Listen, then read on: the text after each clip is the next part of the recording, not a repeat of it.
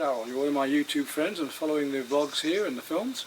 Great to hear from you. You made a request to see the little hammer here. It's nothing special, I'm afraid, but I'll take you on a walk around the house and the village just for that very purpose, just for you, and if anybody else enjoys it, that's even better still. So our little hammer here at La Renaud.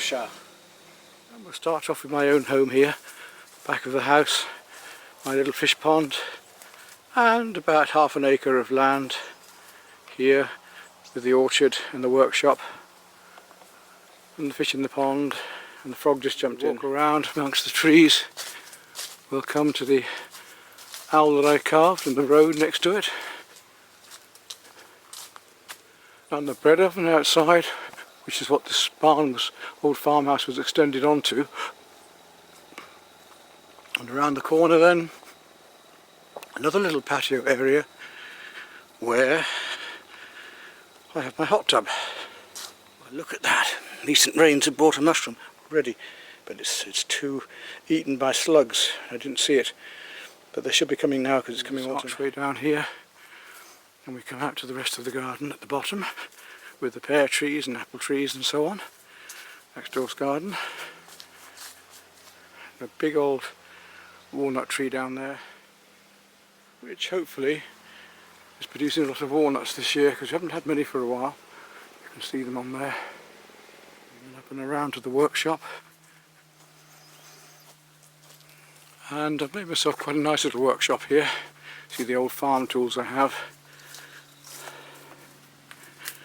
Inside a nice big bandsaw, basic tools, my paper rack and so on, watercolour papers, mount cutter, and all the tools and a lathe and so on that I need to do basic work and carving here if I want to. So it's quite cosy. Let's get out and start on the walk in a minute. Come back to my big back barn, and in the back barn, because that keeps everything locked up normally, and a nice big barn with huge drawers, lots of storage space up there. Could even make another gîte or flat up there if I wanted, or an exhibition area even. So from the old barn, come around into the back door and the kitchen, two back doors. And it's a nice sort of country cross between English and French farmhouse kitchen. All I need in here. At the moment the smell of roast chicken, so I'm doing some chicken legs. And down here a nice oven and work area that I built, and the bread oven behind it actually works. See at the back we've just been again where the hot tub is, sink area, storage area. Shower and bathroom off the... That's the house here. Now let's go outside and see the rest of the property. Big French windows. I've got another patio area where I can put a table and chairs if I want for breakfast, but I prefer at the back normally. Going outside, we've got a big cellar downstairs. Post box there. Yet I don't use the cellar for anything, but it could be very handy. It's quite a size, as you see. So if you wanted to store your wine and so on, but of course it's very damp down here, so it wouldn't make a workshop or anything. I did try and grow some mushrooms here for a while, it wasn't that successful. Then over the road, I have another little outhouse that I've had redone. There's more storage there. And we go into the potager, which is immediately opposite the house. And I love this little area. There's my outhouse there, and we also have a little seat bench I made and put in the corner here. Beautiful views across the village here, and this is the hamlet of La Renaud. So it's just a nice sized garden to keep. Next door neighbour has all his vegetables growing in his big polytunnel, and this year, because I'm so late, I've only managed, you see where the rainwater comes in here, I've only managed to really get the tomatoes going, and they're doing alright actually. I've even grown on cuttings from those ones, look. We see lots of tomatoes coming here, and it's only small, but it's very useful. Back out into the potager again, rainwater collection, my grapevine, and many fruit trees here. Peach tree, I've got peaches on this year, several plum trees here of all types, French and English. Victoria putting over there. So let's go and have a walk around the village now, shall we? Go back through the potager. I also have half an acre of woodland about half a mile away down the hill. I'll show you where in a moment. So this is the whole house. We've got from the owl there right up here, this whole building. Inside the barn here I've got my fishing rods. My wood carving of the owl I did. Well, let's take a walk. Satellite dish there, roof all in good order.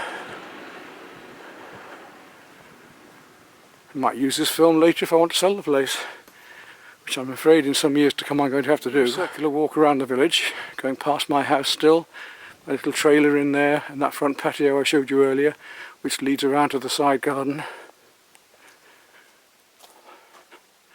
Next door neighbour's been redoing his house. This place is up for sale at about 70,000 I think it is, this half. And there's Raymond's garden. Lovely garden, he really does well, local farmer. You see all these cabbages and things there. The flowers here, very friendly people in the village.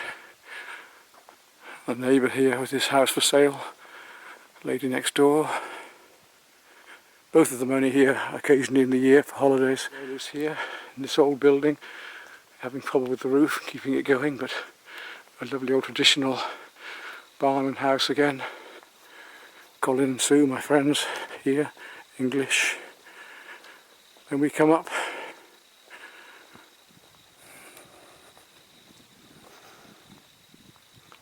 to the Maison de Maitre. This is also for sale at the moment. Maison de Maitre means the master's house, of course, of the village. So this would be like the hall of the village. Big piece of ground here, look, going right down there, about an acre there. Beautiful metal fence, and then this lovely Maison de Maitre. This is for sale as well. It's about 170, I think. If you're interested, you can make a wonderful gîte, chambre d'hôte or whatever. Lovely gardens at the side, almost like a park. Look what you get for the money. And then as you come out of the village this way, the hammer, there's a gîte here with a large swimming pool that's rented out. This house isn't it, the gîte's the next one. Water tower. And then open scenery all around. The grounds continue right down in this wall garden. The gîte I was talking about, you can rent. Has a nice heated pool. And one of the other farmhouses on the way down. The second farm in the village. That's the thing, you can see we have open fields all around. Places to walk, come into the village from this end. That one goes on to Creuse, this one goes on, and you can go around to Aiguerond. Behind this one I believe is for sale, a Dutch lady called Vil. And I think I heard she wants to move on, has a place for sale. We come round the bend, we come around to these glorious views, which aren't too clear today because of the mist, but fields all around Renauchard and the view down to the Creuse. It's absolutely beautiful because this whole field is covered in dandelions and buttercups. So wonderfully rural here, mainly dairy, for some arable, but and wheat. Good cheese in the area, good pâtés, and good wine. So I'm taking you around in a complete circle to come back in the village at the other end and up past my owl. So we have two ways into the village. To the left here I've just come down, where we're just going now, down the hill. How beautifully rural. The hedges, always flowers, all the season through, different flowers and colours, hues. Grey day today, pity, but never mind. One of the most important things, just listen to the noise. Absolute tranquility. Not a car, not a motorbike, not a child screaming, not a dog. Peace and quiet.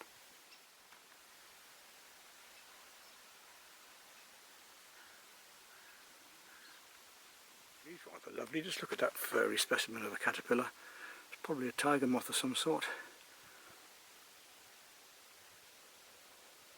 And why is this area called the Creuse? It's not Creuse, C-R-E-U-S-E, it's Creuse, it's pronounced Creuse here in France. Because down below us here we've got the confluence of the two Creuse, the Grand and the Petit, the big and the little. And that's a wonderful place where many Impressionists have painted. Monet himself stayed here several months painting, came back several years running. great place to ride horses as well, because there are so many lovely walks and bridleways here amongst the woodland. You can see how dry it's been here this year, how dry this chestnut tree is. And these lovely old stone walls. We're just going up a little side road here because this path just cuts around. It's another walk we can do. But I'm going to go back in a minute. I wanted to show you this house here, lovely old traditional house, and you see Renauchar in the distance there. But if we come back and look at this, it's only a holiday home for people, but what a lovely place, look. This great big chestnut tree here, and this house all shuttered up and only lived in occasionally for holidays. This is another lovely view I did a painting from this summer. Here you are. And the village from below. Rosenfield's place there. You can see him just calling to me. He's waving to us. And the view across to Frislin's church there. Again, which is where Monet himself stayed and painted. Beautiful, pretty little village. We'll now continue up the hill. Quite a few English live in the village. Now we're above Rosenfield's place. You saw them wave just before views, and he's up for sale. Another English person living in the big house here. And this one's up for sale as well. Again, wonderful views. So we're coming into the village proper now, Hameau, Renauchar. Just look at the views of this one, it's for sale. Fantastic. That lovely garden just now is owned by Raymond here. These are the gorgeous views we have from here. Looking right down across the valley of the Creuse and La Renauchar there. And some mornings it's beautifully misty across here, and it hangs in the valley. You've got walks all the way down and through there. Taking you through the village.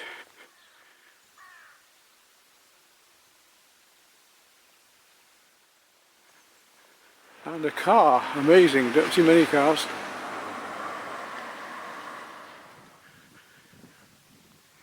Building there with the strange tower recently, no garden to it, but went very cheaply.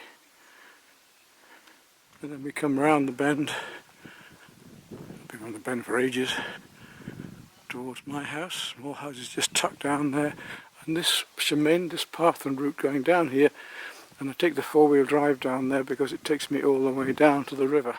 So wonderful walks down and around there, down to the river and fishing and for mushrooms. Views down over the valley of the Creuse.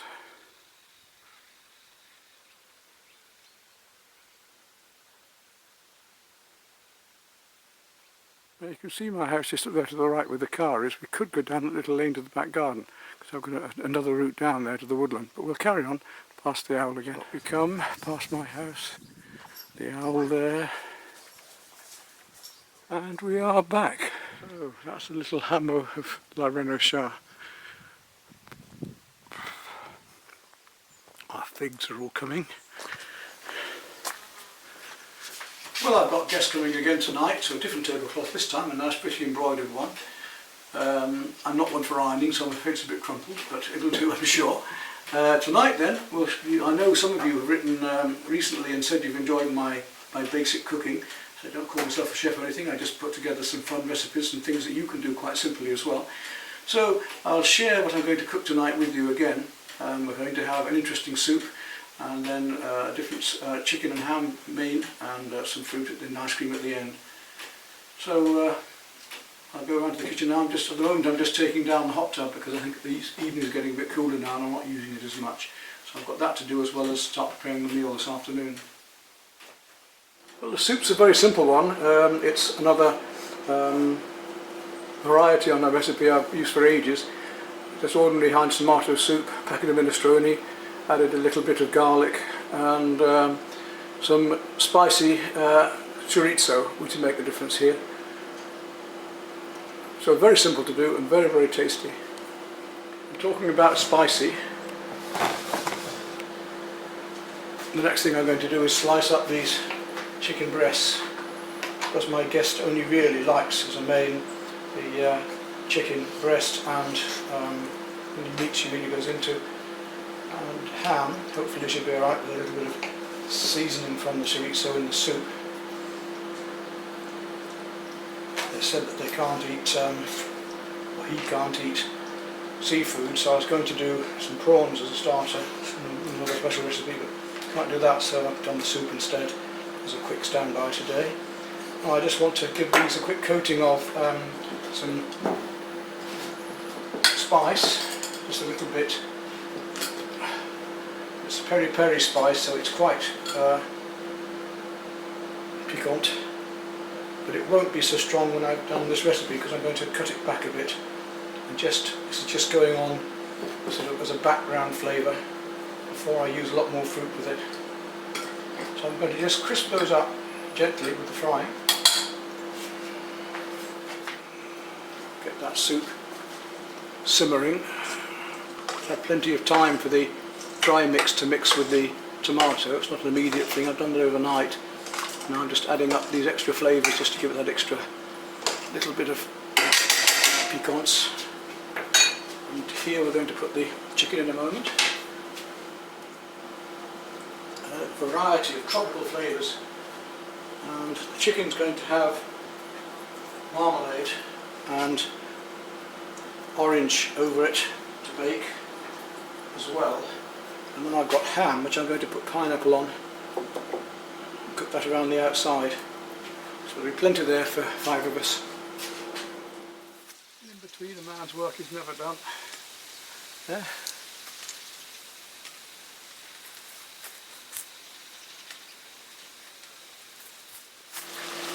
So these are just beginning to crisp up at the edges. We'll turn them over now with the spice to just seal onto one edge. It'll melt into the fat as well. Give it all to one go. So just seal all that lovely spice in. Just give it a slight browning before anything else. See if the soup's coming on. Yes, that's now bubbled up quite nicely. You can let that just cool down now a bit. Thicken up. I'm going to put a bit of the...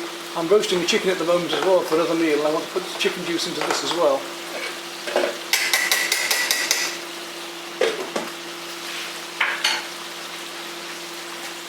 The whole amount is going to go into a foil-lined baking tray, and I put foil over the top.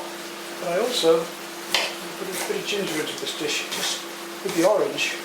Ginger and orange will be lovely, I'm sure. You can imagine some of these taste together, so I don't have to use a recipe book. I just make them up from my own. That's better. Chop that very, very fine. And that can go in with the chicken that's just crisping up at the moment.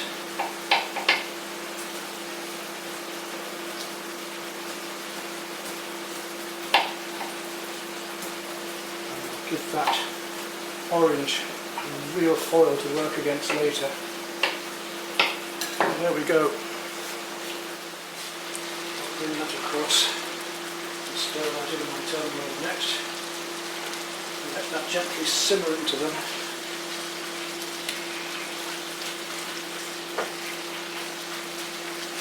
You can see all those bits in the bottom there now. We're going to blend in with the whole package. As I say, in the meantime I'm doing a chicken in the combined microwave oven, and I'll use the juices of that partly for the soup as well. Don't want to give this too long in here, just enough to cook them up. They're going to go very, very tender, I think, when they're in the sauce as well and in the oven for a while. I'm going to put them in at about 200, 150, 200, quite low for about half an hour or so, so I want them to be fairly well done before they even go in. You can smell that lovely ginger coming out of them now, some of the spices. So we're going to bring it back to being more gentle with the fruits. Right now, see, they're ideally done. I still want to keep that sauce to go in with them, so I should bring them over to the tray now. They want to go in the centre because I'm going to put the ham around the outside, and the ham's already cooked as well, so these chicken pieces are near as damn it, to be honest.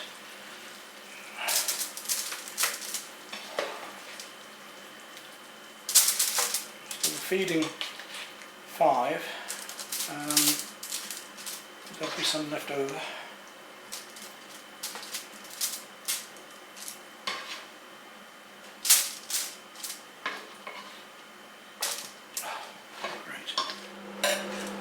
go, get those to lie as flat as we can, and pour the rest of that lovely ginger sauce over them. And then over that, a little bit of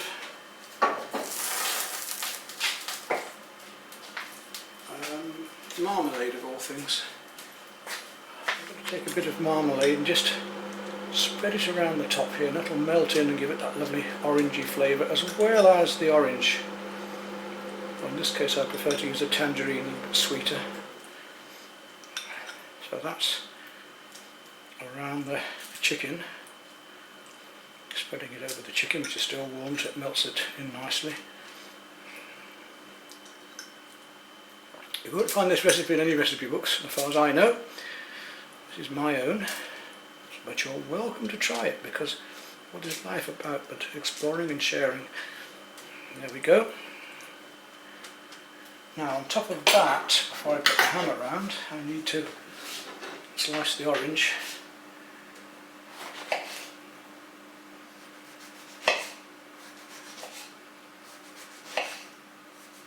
I mean, you know how well orange goes with duck, so of course it goes with chicken equally well.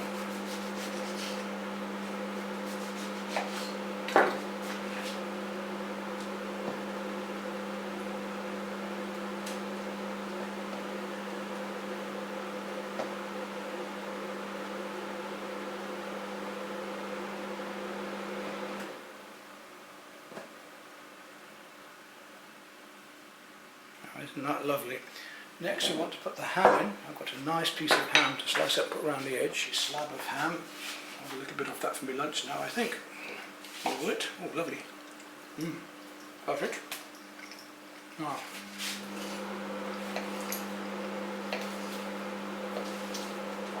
don't overdo this.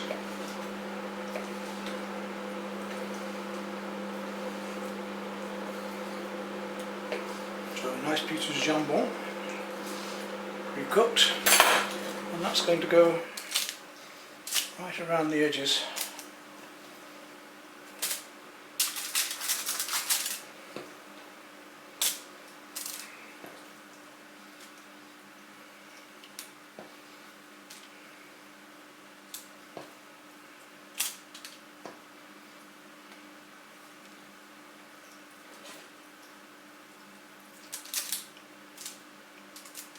Now, what do you know that's nicer than honey and ham? So, I'll get this label off it.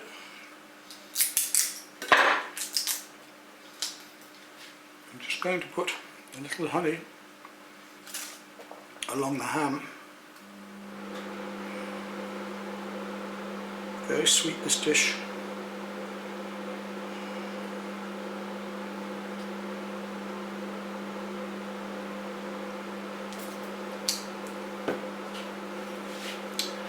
Finally, just to garnish, Mr. Mushrooms.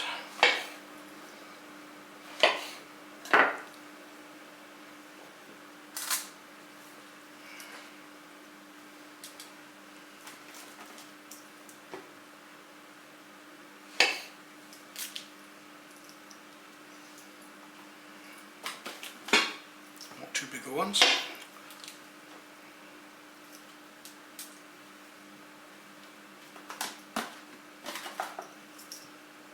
To see. There we go. Now, does that look good? Does that look good? Now, the greens I'm going to have with this are going to be leeks. So that I can now cover up. I don't think I'm going to need much more liquid in there. I might put a little bit more liquid in. I don't think we need stock in it. I think there's plenty, but just a little liquid to take up the juices. It'll be a lovely sauce to go with the pine nut mash that I'm going to do. Next, I'm to prepare some potatoes for the pine nut mash. I don't like taking the skins off them. I think they're much more tasty and wholesome, whole. I'll start these off right now. The soup's now waiting for the juice from the chicken, but over here. So this time, rather than using olive oil, I'm going to use some virgin oil of noisette, which is the oil of hazelnut. and that should be a much more nuttier flavour with the pine nuts as well. It should be superb. Let's try this out. It's a totally new recipe. I love to use this oil with, there we go, it's very expensive. I love to use it with a salad with vinegar mix, but this time no, we're going to use it with the pine nuts, which I've got here ready to go, and they just want to be flash fried, and that's going to be added to the mash when it's done. But this is not to over fry them, they just want to be browned. If you make them go black, no good at all. You want the flavour just to come out into the oil. That's going to be nutty enough as it is, and then we can mix that all up with the mash. Instead of using a cream mash, it'll become an oil cream mash. A nice splashing of pine nuts, a fair amount in this dish. Doesn't need over many because the flavour will be there, nice and nutty.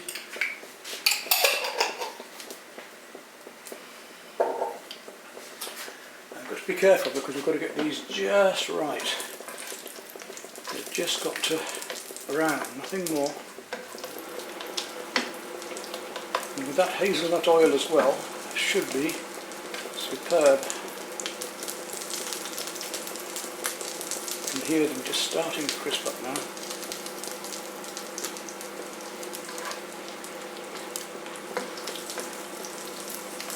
You see some of them are going brown. Don't leave them, whatever you do, keep turning them. Right now all that pine nut flavour is coming out into the hazelnut oil, noisette, huile de noisette.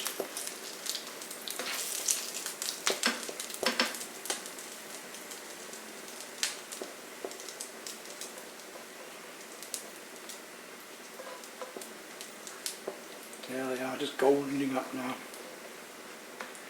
I'm just going golden. That goldening up, no such word is there, but it doesn't matter. Yes, I can smell them now nicely as well. You can see they're just going darker on one side, which is what we want. So don't overdo them. I have done it before where I've been few seconds too long and they've gone black and they don't taste good that way. That's almost there now.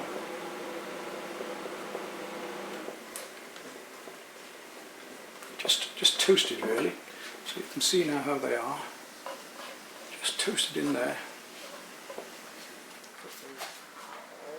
And what I nearly forgot was pineapple chunks, because you really can't have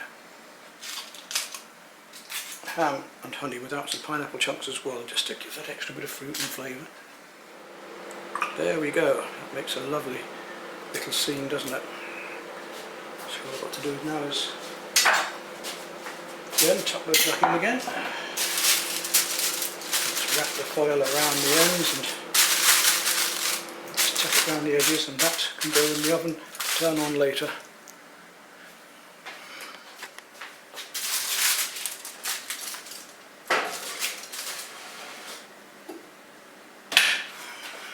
Waiting on those things, put together a bit of tapas, some mixed olives, and a lovely gentle sauce. Put a bit of cheese on as well.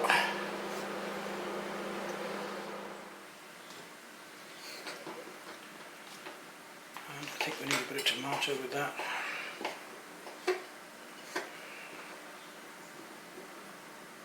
A cucumber, a little bit of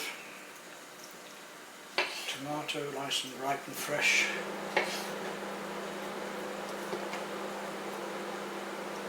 And of course a few chips, Mediterranean, cooked in oil, as I say. Keep this Mediterranean flavour.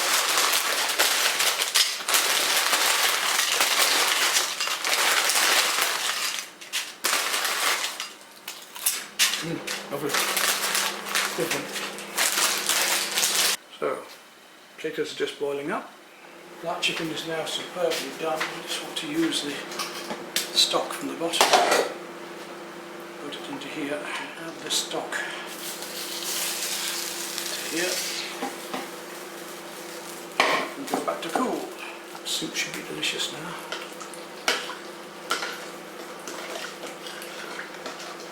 That's fine, that's going to go into a big bowl next to it. That's going to go into the tureen there. Right, let's get mashing the potato then. Normally I put butter and milk in this, but because of the oil I won't need to. I don't need to do anything with this except to get it finely mashed. That's the mash basically mashed. Now we need to add the oil and the nuts, which will give it a really beautiful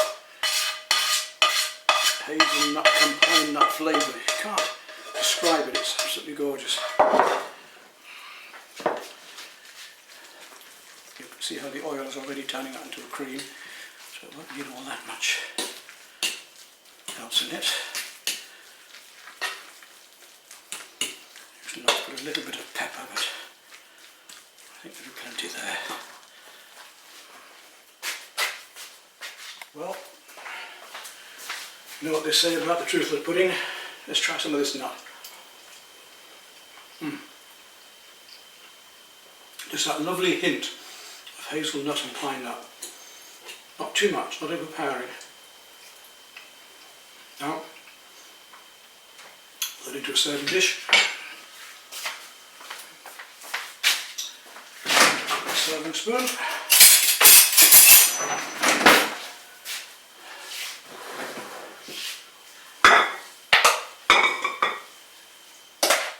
Not too hard to do, just don't overburn the pine nuts.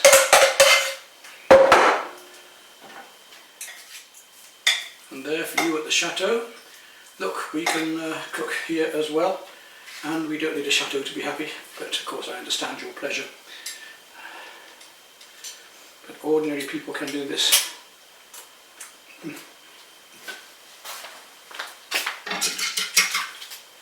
Wash the fork, and we'll just make a pattern.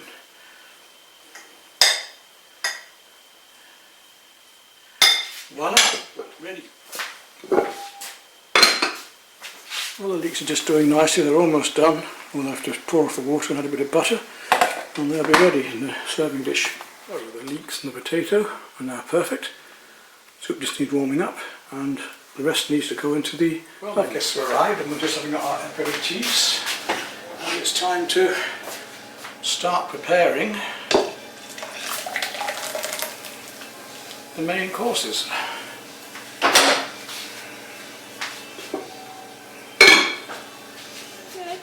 Always good, me. That's not what I heard. You've been to the wrong places again, haven't you? There's trouble. I can't tell you where to go. Well, I can tell you where to go. I do it You sometimes. do frequently, yeah. I was going to say. Santé. Santé again, yeah.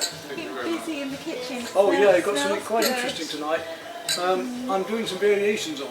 So the soup that I've done before, I've added a bit more spice into things too. You've done well. This is quite way, but to get to the mains, wow. I'm impressed. The bottle's been bought by our guests, and it looks very interesting, so it's been breathing for a few minutes, unlike me. I just need to move that there so it doesn't knock it over. And there's plenty to eat, so, well actually, you know what I'm like, Lynn, I like you to eat like you do me. Okay. So he said So, he can. the food is here and prepared, and my guests are now ready, so we are about. Santé. Santé, monsieur, madame. Santé to the morn. Glad you are here. Santé. Of course, you must have every glass of the nice. We look at the camera and go, hi, thank you very much. Yes.